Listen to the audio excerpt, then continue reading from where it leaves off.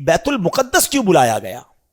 یہ بڑی کمال کا کوسچن ہے کہ اگر رب نے اپنی بارگاہ میں بلانا تھا تو یہ بیت المقدس کا ٹریول کیوں کروایا گیا؟ ایک ایسی جماعت قائم کی گئی کائنات میں، اس سے زیادہ مبارک جماعت کوئی نہیں ہوئی، اور وہ جماعت ہوئی، وہ نماز ہوئی بیت المقدس میں کہ جب سارے انبیاء صف بنا کر کھڑے ہیں، اور اب حبیب پاک جب وہاں جاتے ہیں تو جبریل امین نبی پاک کا ہاتھ پکڑ کر مصلی پہ کھڑا کر دیتے ہیں صف بصف کھڑے ہیں انبیاء، صف بصف کھڑے ہیں انبیاء، مصطفیٰ امام ہو گئے، ان کے جو غلام ہو گئے وقت کے امام ہو گئے، نام لیوا ان کے جو ہوئے ان کے اونچے نام ہو گئے۔ اور بریلی کے تاجدار سے پوچھو کہ یہ نماز کیوں ہوئی تھی، what is the reason to make that beautiful جماعت، جو سیکرڈ جماعت، دنیا کی سب سے مقدس جماعت، یہ کیوں ہوئی تھی؟ اس کی وجہ امام عشق و محبت عشق والی زبان میں فرماتے ہیں کہ نماز اقصا میں تھا یہی سر، عیاں ہو مانائے اول آخر۔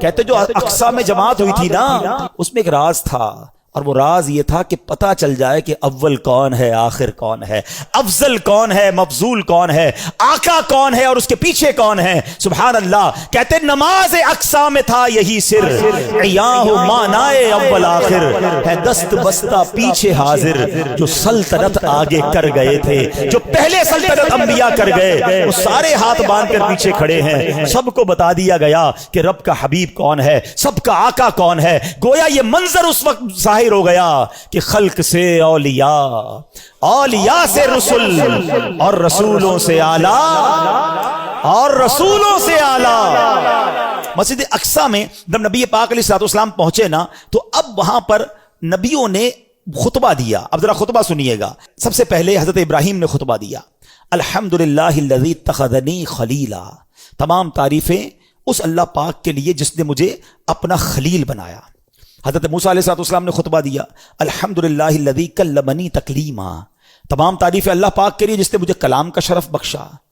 تیسرا خطبہ دیا حضرت داؤد علیہ السلام نے، آپ نے کہا الحمدللہ الذی خولنی ملکا، تمام تعریفیں اس اللہ پاک کے لیے جس نے مجھے سلطنت عطا فرمائی۔ تمام انبیاء آتے رہے، خطبہ دیتے رہے۔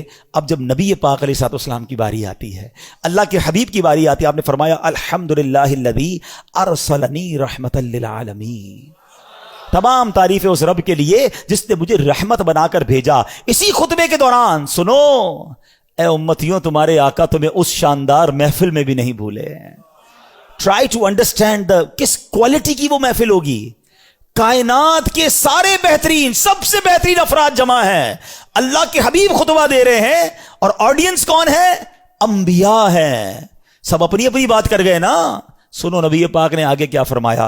اللہ کے نبی کہتے تمام تعریفیں اس اللہ پاک کے لیے جس نے میری امت کو بہترین امت بنایا، جو لوگوں کے لیے نکالی گئیں۔ تمام تعریفیں اس اللہ پاک کے لیے ہیں جس نے میری امت کو سب سے افضل بنایا۔ تمام تعریفیں اس اللہ پاک کے لیے ہیں جس نے میری امت کو اول بھی بنایا۔ اول کیوں؟ کہ ساری امتوں میں سب سے پہلے جنت میں نبی پاک کی امت جائے گی، اور میری امت کو آخر بھی بنایا کہ یہ امت دنیا میں آنے کے اعتبار سے سب سے آخری امت ہے۔ اللہ اللہ، ایسی محفل تھی، اور آقا ذکر کس کا کر رہے ہیں؟ پہلے سوچو، ذکر کرنے والا کون ہے، سننے والا کون ہے، اور ذکر کس کا ہو رہا ہے؟ پھر ہم کیوں نہ کہیں کہ میری خوش قسمتی، میں تیرا امتی، تو کجا من کجا۔ کیسا روحانی تعلق ہے، ہم میں سے تو کوئی اس وقت پیدا بھی نہیں ہوا تھا، کروڑوں اربوں امتی نے بعد میں آنا تھا۔ آقا معراج کی رات بھی اپنی گناہگار امت کو یاد رکھے ہوئے ہیں۔ ارے بتاؤ، جو دنیا میں امت نہیں آئی اس کا پہلے خیال رکھ سکتا ہے تو خود پردہ فرما جائیں تو بعد میں آنے والی امت کا خیال کیوں نہیں رکھ سکتا ہے؟ وہ آج بھی مدد فرماتے ہیں، وہ آج بھی نگاہ فرماتے ہیں، وہ آج بھی امت کا خیال رکھتے ہیں، اور سنو انشاءاللہ بروز قیامت بھی ہماری شفاعت فرمائیں گے انشاءاللہ عز و جل۔